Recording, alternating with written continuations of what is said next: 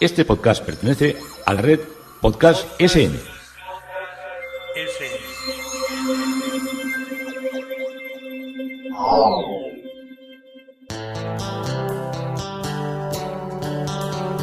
Historia con sentido. Un podcast realizado y presentado por Juan Carlos González.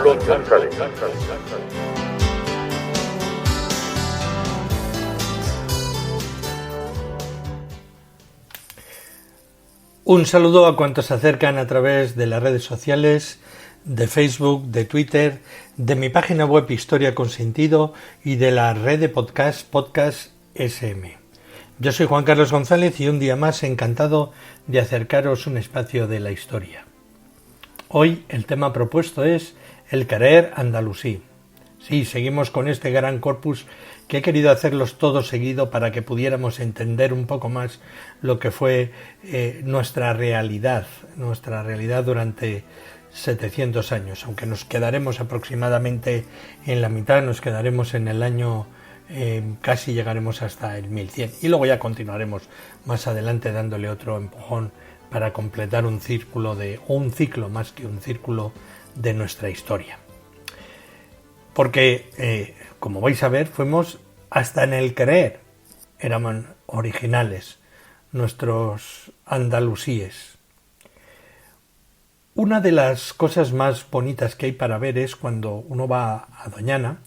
Doñana tiene dos centros de interpretación. Uno es un antiguo, el Palacio de la Cebrón, que es una cosa dedicada más a más que a la ornitología, a lo que es la labor pura de investigación. Un palacio precioso. Bueno, hay otro palacio que está dentro del Gran Parque Nacional de Doñana, pero que no se ve porque eso lo ocupa la presidencia de gobierno y ahí va el presidente, y a veces cuando tienen algunos invitados se meten ahí, sobre todo en Semana Santa, para estar en un ambiente tranquilo y relajado. Debe ser precioso, pero claro, eso no se puede ver por seguridad. Y en cambio la Cebrón sí que es un precioso palacio rodeado de unos inmensos eucaliptus, muy bello, muy jardín. No sé si la palabra es inglesa, pero estaría a medio camino entre un palacete colonial y un palacete inglés. También muy andaluz, con sus balconadas y todo, muy interesante para ver.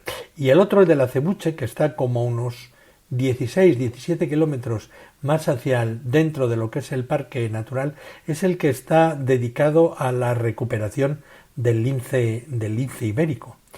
Y el lince ibérico estuvo a punto de perderse porque cuando el hombre ha sobreexplotado todos los acuíferos, las pestes y los pesticidas han matado a los conejos, pues el lince ibérico se quedó prácticamente exhausto y sin fuerzas. Y en lo que es el Parque Nacional de Doñana, pues empezaron a hacer una gran recuperación de los linces. Y allí montaron, porque había una cosa curiosa. El lince tiene que moverse cada día alrededor de 70 kilómetros. Imaginaros el movimiento, el trajín que llevan para arriba, para abajo, para un lado y para otro. Y tiene que comerse una media de 3, tiene que cazar por lo menos 2 o 3 conejos para sobrevivir a todo lo que es ese gran desgaste que tiene como animal. Luego se daba otro problema, que en cautividad ese animal, como se movía tanto, en cautividad las hembras no desarrollaban celo. O sea, estaban con el macho y se tiraban ahí. El macho intentaría por algún lado, entendéis la jugada, ¿no? Pero la hembra no quería ni para nada y no se dejaba cubrir, al final acababa peleándose con el macho o en la más absoluta pesadumbre dentro de un gran jaulón, pero no podían conseguir nada. Idearon muchos temas, y con algunas hembras que eran más dóciles. Bueno, al final consiguieron que las hembras en cautividad, al menos algunas, desarrollaran celo y las pudieran cubrirse y pudieran tener cachorritos de lince que son preciosos. Todo esto hoy en el acebuche lo podéis ver porque hay unas cámaras camufladas en los grandes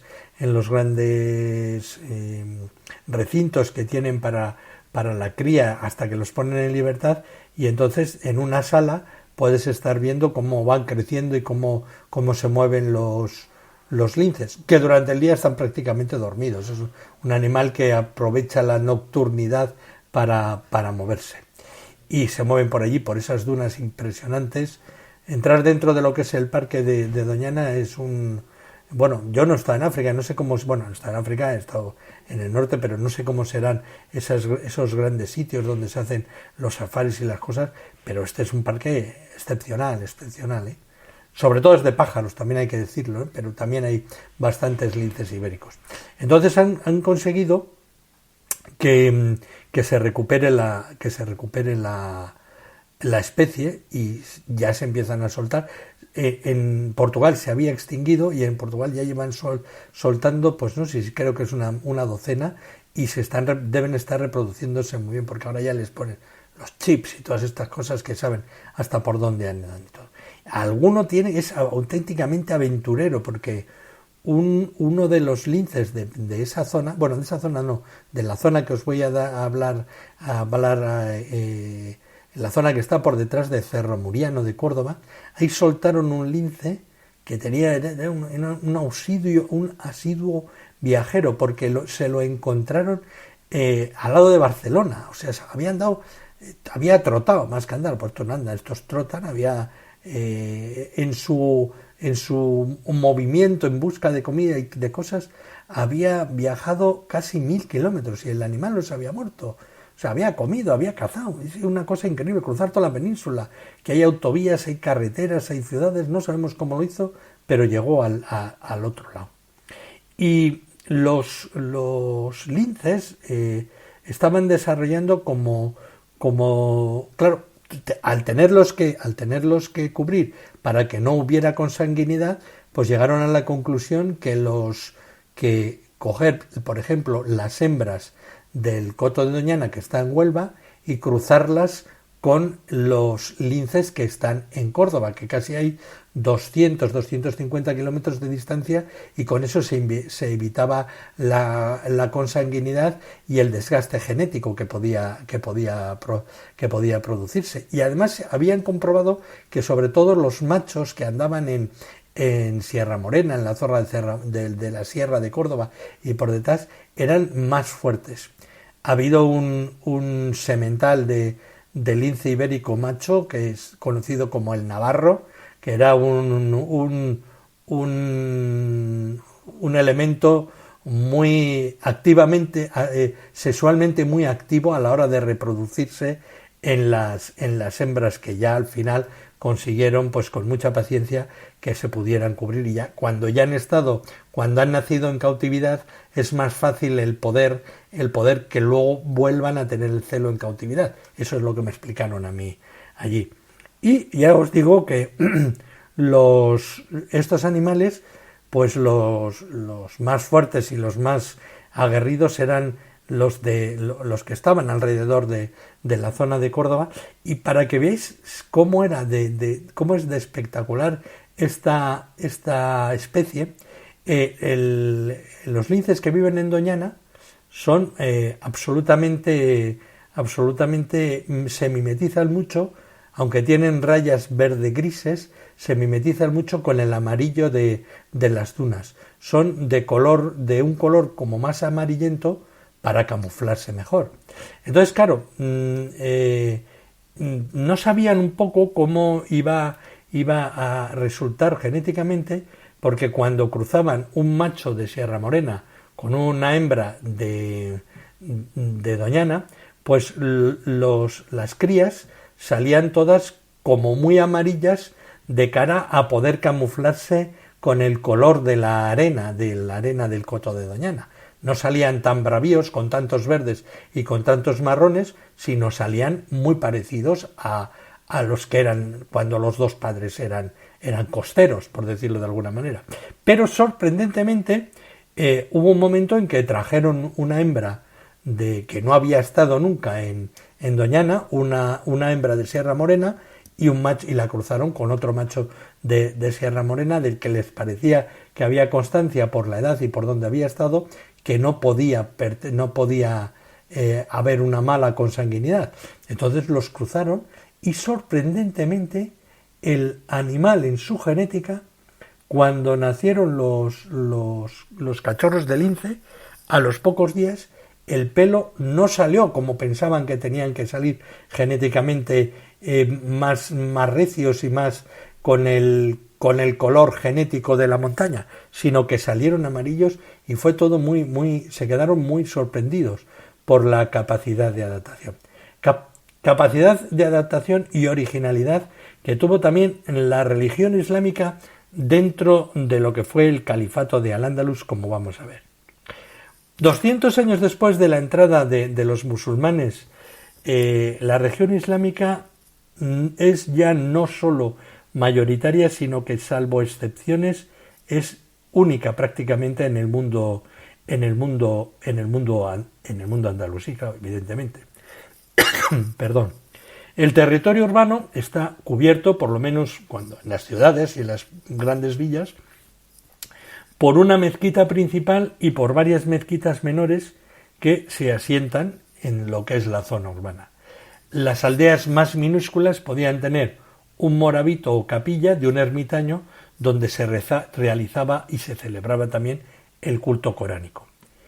En el año 930, el año 317 de la Égira, tras saquear la Meca, los cármatas, una de las sectas chiíes ismailíes que operaba en la península arábiga y que era famosa por su radicalismo islámico, se apoderan de la sagrada piedra o Kaaba y la retuvieron durante 20 años, no dejando allí que fueran ni peregrinaciones ni nada. Y este acto, que se entendió en el mundo islámico como un sacrilegio, tuvo una repercusión excepcional en Al-Ándalus, pues fue lo que Abderramán III, que había reinado, como os he contado, del 921 al 961 y que se había proclamado califa en el 929, argumentó, entre otras razones, que el califa abasí de Bagdad se manifestaba incapaz de proteger frente a los herejes los santos lugares para ellos del Corán, la Meca y Medina. Y esta fue una de las causas por el que él se instituyó califa. La Meca era y es el santuario principal de los musulmanes, y es donde los peregrinos anualmente van, dan vueltas a la Kaaba y llevan a cabo el resto de ritos de la peregrinación ritual que se celebra al mismo tiempo en todo lo que es el mundo islámico. Medina era también importante porque allí se sitúa la tumba del profeta Mahoma, que muere en el 632, y allí se desarrolló su actividad el jurista Malik ben Anas. Cuando hablamos de los maliquíes que han aparecido citadas varias veces como corrientes dentro de lo que era nuestro mundo andalusí, nos referimos a Malik ben Anas, que muere en el 795, cuyas doctrinas legales fueron las que se impusieron en Al-Ándalus. Los líderes religiosos andalusíes, que conoceremos por ulemas, realizaban, que esto ahora nos suena mucho en todo lo que es el mundo islámico, realizaban su final de carrera peregrinando a la Meca.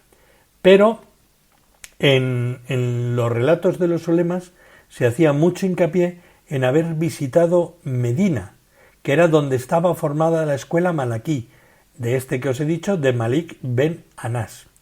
Juntamente aparecen relatos frecuentes de los andalusíes que citan a Kairouán y al Cairo como destinos frecuentes, y esos 4 lugares, junto con la Meca, serán los que marcarán la ideología religiosa andalusí. A esto se juntaba Siria e Irak, que también eran influyentes en el modo de pensar de los de aquí. Los ulemas andalusíes eran conscientes de la necesidad de viajar a las tierras centrales del Islam, en concreto a Damasco y a Bagdad, y esta última siempre les producía una cierta reticencia en los dignatarios abasíes, porque siempre tenían los enemigos por enemigos a los omeyas y decían: ¿qué vendrán estos a hacer aquí? Ya vendrán a traernos, a corrompernos el buen clero que tenemos nosotros. Pero era allí donde los andalusíes también podían aprender las ciencias religiosas islámicas, tales como la exégesis del Corán, la predicación del profeta, la teología y derecho islámico, la gramática. Pues un buen conocimiento del árabe era imprescindible para entender lo que eran las fuentes de la revelación. Y dentro de las muy numerosas conversiones cristianas al Islam, los ulemas tenían que dirigir a sus conversos, que entraban en la nueva religión cargados con las creencias que traían, con sus prácticas, con sus expectativas y con sus emociones, que eran las que formaban parte de su contexto religioso anterior, y era preciso controlar y limitar los efectos que estos podían tener en el grupo ya creyente, porque si entraban muchos cristianos de golpe, o judíos, bueno, judíos era más difícil, pero habría muchos cristianos que tenían que entrar a la fuerza, y estos parece ser que una vez en una mezquita le pidieron al imán que les diera de comer, y dijo: bueno, pues hasta aquí hemos llegado, hasta aquí hemos llegado, no habéis entendido nada, les dijo de la religión coránica. Bien, una de las acciones extraordinarias que se encuentran de algunos ulemas de los primeros tiempos es que tenían un árbol que cuando ellos se inclinaban para rezar, el árbol se inclinaba y les imitaba. Esto lo hacían con una cuerda, claro está. Lo que hay detrás de esta historia es una forma de plasmar de una manera indeleble, por milagrosa, en la mente de los nuevos creyentes que esa forma de rezar era la correcta y no aquella a la que ellos estaban anteriormente acostumbrados.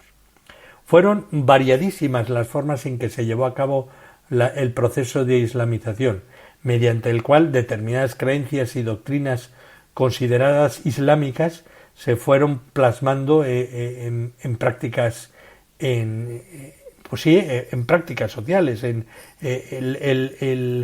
El Islam fue llenando todo lo que era la sociedad con sus ritos y crear un ámbito en que fue haciendo mayoritario en aquellas sociedades como el andalusí, en el que el desarrollo urbano estaba también favoreciendo la construcción de un poderoso entramado de gestores del campo religioso. Como en el otro lado había los curas, pues en esta parte, los presbíteros, en esta parte estaban los ulemas.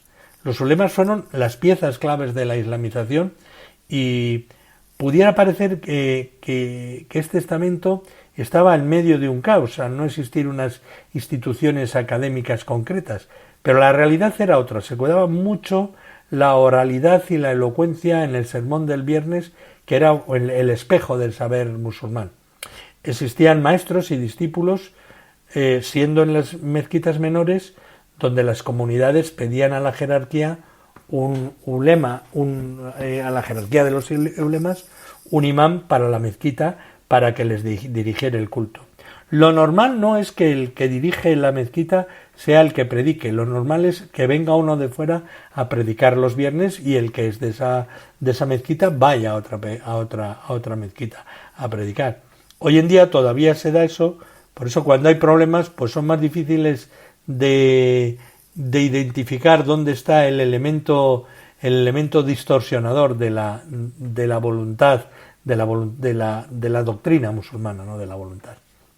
Bien, la dedicación al saber islámico facilitaba la entrada de una nobleza del conocimiento a la que pertenecía indistintamente cualquiera que fuera el origen étnico. Siempre tengamos en cuenta que los más que había eran árabes, pero los bereberes tenían otra lengua y tenían más dificultades de comprensión con el idioma del árabe coránico, pero la brillantez de un predicador, aunque no fuera árabe en origen, pues le elevaba a la cúpula del poder, incluso si era un moladí, si había sido un cristiano convertido. Sin embargo, las corrientes y la liturgia islámica, tal vez por su lejanía en el confín del mundo conocido, inclinó la balanza hacia un tipo de Islam bastante conservador.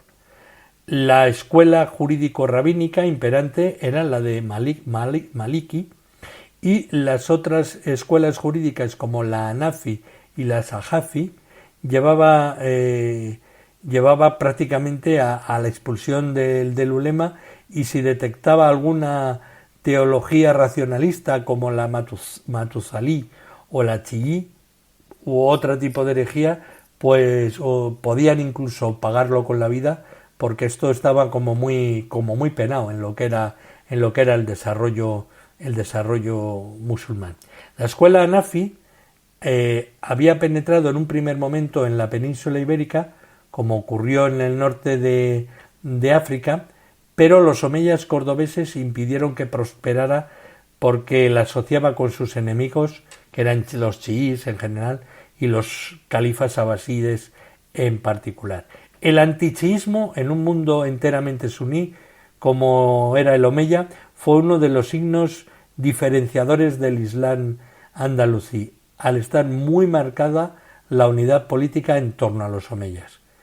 Ellos, los andalusíes, fueron suníes, como son ahora en Marruecos y como es la mayoría de casi todos los musulmanes que hay en nuestro país. Los omeyas se habían hecho con el poder en Oriente sobre la base de su oposición a la doctrina por la cual los herederos del profeta tenían que ser sus descendientes directos, en concreto a través de los hijos que tuvo Fátima, hija del profeta, con Ali b Abi Talib, primo de este. Los chiíes pensaban que si bien eran los descendientes los herederos, sólo los chiíes podían ser los intérpretes en exclusiva del mensaje revelado. En el Al-Ándalus omeya hubo extremistas pro-omeyas que llevaron su antichiismo hasta tal punto de llegar a negar la legitimidad del propio primo de Mahoma como cuarto califa ortodoxo y querer eliminar su recuerdo para evitar cualquier punto de coincidencia con el chiismo de este. Pero la presión de las tierras centrales del Islam hizo imponer las moderadas posturas suníes, negando la exclusividad a los chiíes solamente. Que este punto de vista suní se impusiera no deja de ser llamativo, no sólo por el antichiismo de los omeyas cordobeses, que habían heredado de sus antepasados de Damasco, sino que tenía que hacer frente a una expresión nueva a la vez que constante de los chiíes. Una dinastía ismaelí, la fatimí, se había hecho con el poder en el norte de África, estableciendo un califato norteafricano que le amenazaba desde el punto de vista doctrinal, porque eran chiíes, como políticamente y en el plano militar, zona controlada mediante pactos por los omeyas, como hemos visto en lo que era el actual Reino de Marruecos, la zona de Argelia y la zona de Túnez y de Libia. En gran medida fue el temor religioso lo que le llevó a Abderramán III a intitularse califa. El califa fatimí se vanagloriaba de ser descendiente de Mahoma, de poseer la revelación absoluta y de la capacidad de hacer milagros. Como califa suní, Abderramán III no podía pretender lo mismo, porque era como mucho más racional todo lo que era el mundo que aquí vivíamos. Por eso decía que éramos tan originales como los linces de Sierra Morena. Lo que sí podía hacer el califa era elevar su dignidad y patrocinio sobre el mundo religioso. Una de estas acciones fue la construcción, como vimos, de la ciudad palatina de Medina Zara, con una concepción idealizada de un paraíso en la tierra, lanzando así el mensaje de que el califa responsable de su construcción y sus descendientes aseguraban la salvación a sus súbditos en la otra vida, porque los ulemas y los imanes, cuando predicaban en la mezquita de Córdoba, decían: el cielo es lo más parecido a donde vive el califa. Claro, ya se encargaba el califa de que el imán cobrara para que dijera eso, ¿no? Entendéis un poco la ubicación. También lo decía probablemente con su credulidad de que el cielo se debía parecer a todo lo que era la belleza exterior y organizativa que tenía el gran palacio de Medina Zara. Otra manera de potenciar el predominio religioso fue elevar la escuela jurídica malaquí a escuela oficial de Al-Ándalus. Los jueces aunque ellos mismos no eran maliquíes, sí que debían seguir estas doctrinas en sus sentencias, y los alfaquíes debían hacer lo mismo en sus opiniones legales o fatuas. El hecho de que la escuela maliquí recogiese la práctica legal y judicial de Medina, en Arabia, ciudad en la que el profeta había sido jefe de Estado, aseguraba que seguir la escuela maliquí era seguir el mandato profético directamente. Se vinculaba así Córdoba con Medina y el califato omeya con el profeta. De este modo podían frenar el poder de predicación de los misioneros ismaelitas que podían introducir en Al-Ándalus doctrinas a favor de los califas fatimíes norteafricanos. Yo creo que con esto está quedando un poco medianamente claro lo que era la complejidad de la religión y la originalidad que nos rodeaba. Algunos misioneros ismaelíes llegaron al enclave malagueño de Bobastro, donde se encontraba el rebelde al califato cordobés Ibn Hafsun, que muere en el año 918, en el momento en que este rebelde muladí prestaba obediencia al califa fatimí de África del Norte para recibir el apoyo contra Córdoba. Estos misioneros pronunciaron un sermón del viernes en nombre del muladí y realizando la llamada a la oración según las formas propias de los chiíes, lo que produjo un gran escándalo. Durante el reinado de Al-Hakam II, entre el año 961 y 976, un tal Abu Hajir fue acusado de ser misionero ismaelí que pretendía levantar a los cordobeses contra el califa omeya, por lo que fue condenado a muerte después de un proceso en el que se le acusó de blasfemia contra los 3 primeros califas ortodoxos, que fueron los que coincidieron vitalmente con el momento del final y de la muerte de Mahoma, y también de sostener que era más justo combatir a los omeyas que combatir a los infieles, puesto que los omeyas no merecían ser califas por haber permitido la libertad de beber vino. Esto, lo del vino a los observantes los traía locos. El beber vino fue una cuestión capital. Los musulmanes producían y bebían vino bajo el pretexto de como medicina. Los uleyas llegaron a la conclusión de que era mejor no condenarlo, pues los bebedores del vino se refugiaban en un orujo de higos, lícito al no ser de uva, pero de 40 grados, que era un constante causante de grandes niveles de alcoholismo. Una de las características centrales del chiismo en general y del ismaelismo en particular era la faceta importante que se le daba al oculto, a lo esotérico, en cuanto a la revelación frente al culto externo o ritual. Los suníes exponían todo con claridad y con libertad, pero los chiíes, ellos tenían que ser los encargados de un culto más, no voy a decir la palabra más oscuro, pero como más privado. Además, los ismaelíes, los místicos y los filósofos de influencia neoplatónica también se interesaban por este poder oculto. Fue el caso de Ibn Masarra, que murió en el año 931. Masarra es nuestro, saltando las diferencias, pero podríamos decir que fue como el Lutero que tuvieron los musulmanes, los que practicaban la religión islámica en aquella época. Una de cuyas preocupaciones fue mostrar la concordancia entre el Corán y la filosofía, ya que el primero decía no era más que una explicación de la creación cuando se leía adecuadamente. Las doctrinas de Ibn Masarra fueron refutadas por autores orientales y andalusíes, sin que en un primer momento fuese el califato consciente de la expansión de sus ideas y probablemente ni la supiesen con exactitud. El maestro abandonó Córdoba y se retiró a un morabito a las montañas cercanas, y aquí le siguieron visitando los discípulos cordobeses.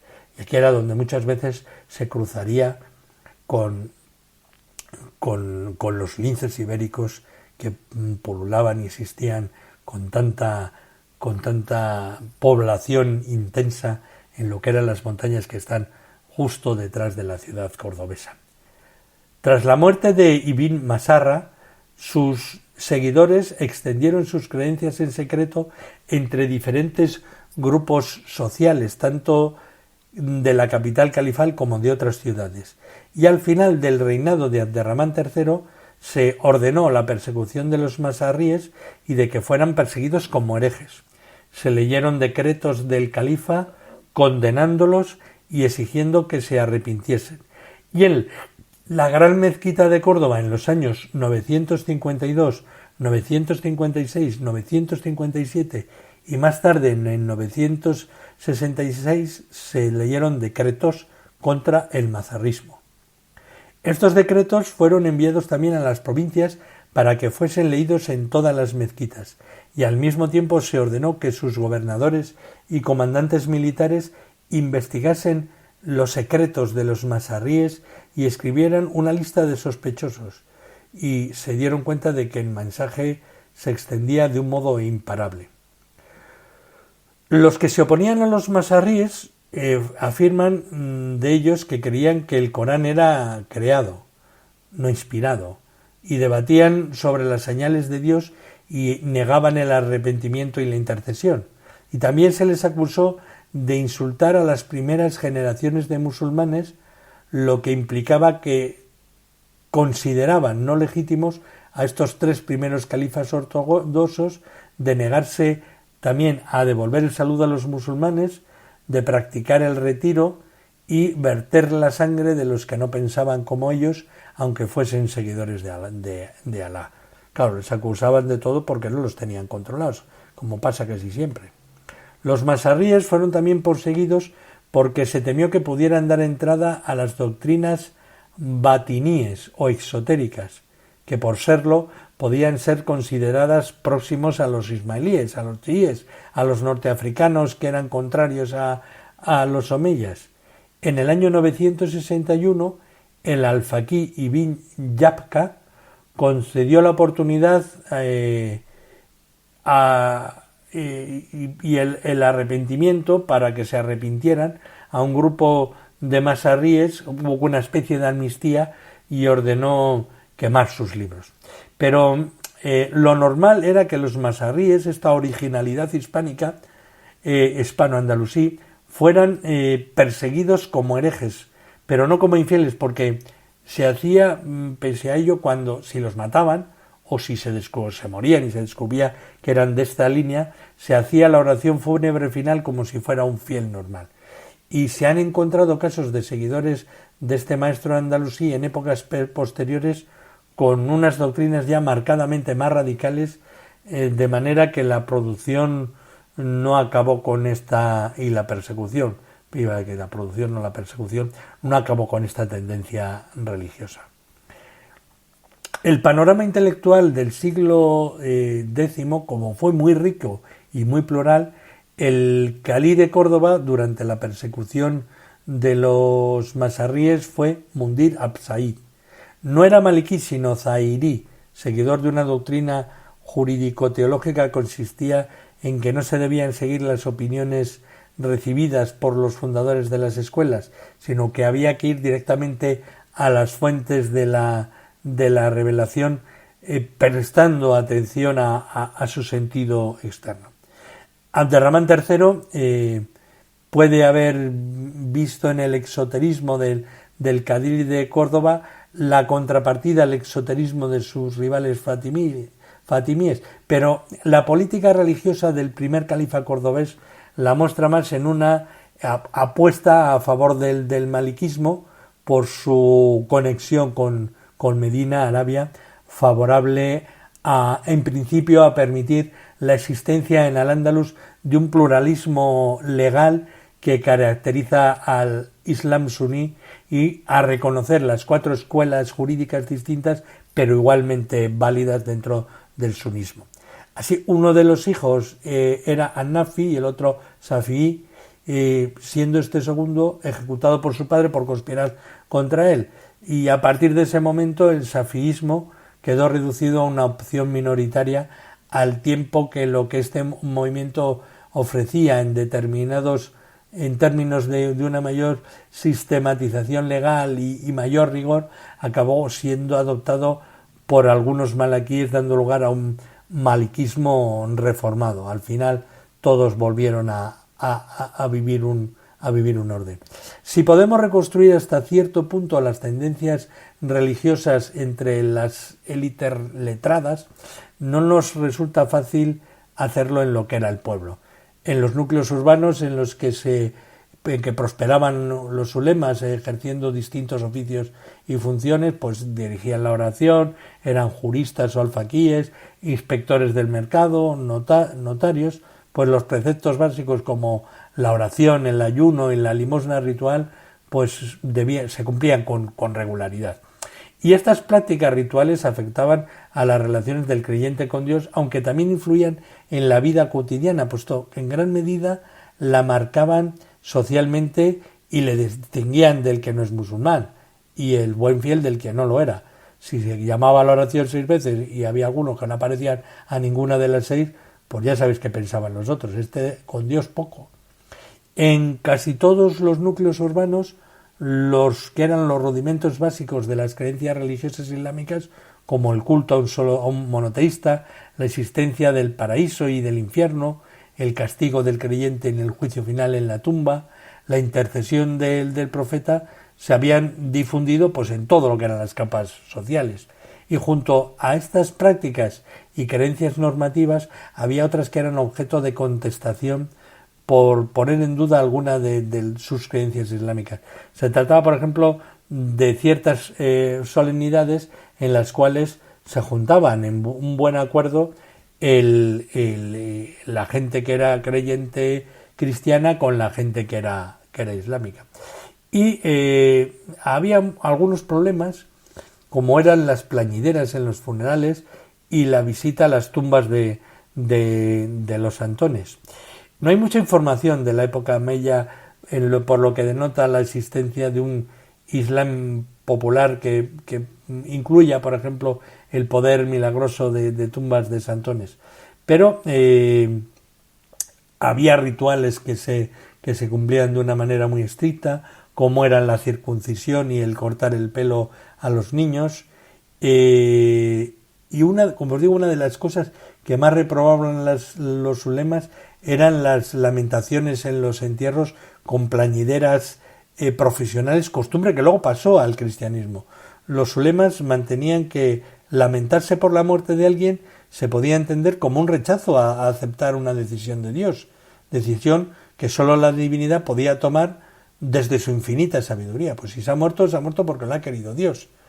Para los ulemas se trataba de una práctica heredada de la época del paganismo, mientras que la actitud correcta debía ser la resignación y la aceptación del destino marcado por Dios.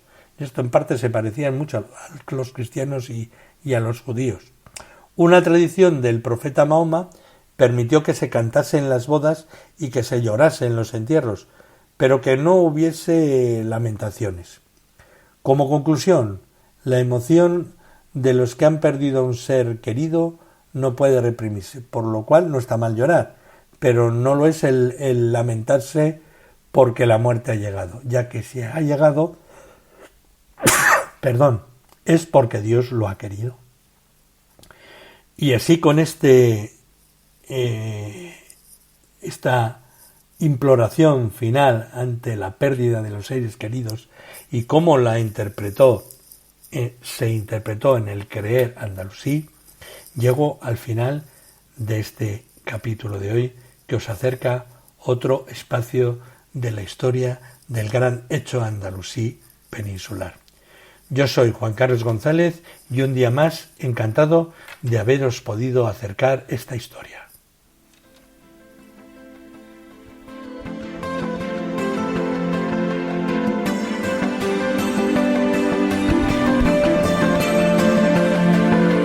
Hasta aquí un episodio más de Historia con Sentido. El podcast que te habla de historias de la historia, sucesos, eventos, como si el ayer fuera hoy. Síguenos a través de iTunes, Spreaker o iVoox. Contacta con nosotros por correo electrónico escribiendo a podcast@historiaconsentido.com. Nuestra web www.historiaconsentido.com. Y en Twitter nos encontrarás como @historiasentido. Este podcast pertenece a la red Podcast SM.